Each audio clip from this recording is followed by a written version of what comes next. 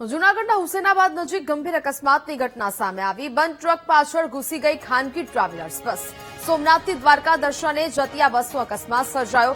અકસ્માતમાં અનેક મુસાફરો ઇજાગ્રસ્ત થયા હોવાનું સામે આવ્યું છે। 2 થી 3 મુસાફરોની હાલત ગંભીર હોવાની પ્રાથમિક માહિતી પ્રાપ્ત થઈ છે। ગંભીર રીતે ઇજાગ્રસ્તોને વધુ સારવાર માટે જૂનાગઢ રિફર કરવામાં આવ્યા છે। અન્ય ઇજાગ્રસ્તોને માંગરોળની સરકારી હોસ્પિટલમાં સારવાર શરૂ કરાઈ। ખાનગી બસ ઉત્તર પ્રદેશના જૌનપુરની હોવાનું સામે આવી રહ્યું છે। સંવાદદાતા જય ફોન લાઈન પર જોડાયા છે। જય, જૂનાગઢના હુસેનાબાદ નજીક ગંભીર અકસ્માતની ઘટના સામે આવી છે, શું વિગતો?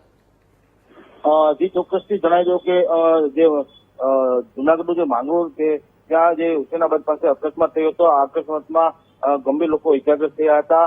જે બંધ હાલતમાં જે ટ્રક ઉભો હતો તેની પાસે જે આ ગાડી અથડાતા અકસ્માત સર્જાયો હતો। આ જે ટ્રાવેલર્સ છે તે ગાડી જે ઉત્તર પ્રદેશના જે જૌનપુર તરફની હોવાનું પ્રાથમિક માહિતી મળી છે। સોમનાથ મંદિરેથી દર્શન કરી દ્વારકા તરફ જતા હતા ત્યારે અકસ્માત સર્જાયો હતો।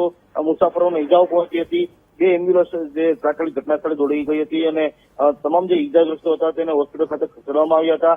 2 થી 3 જે ઇજાગ્રસ્તો હતા તેને જૂનાગઢ પણ ખસેડવામાં આવ્યા છે।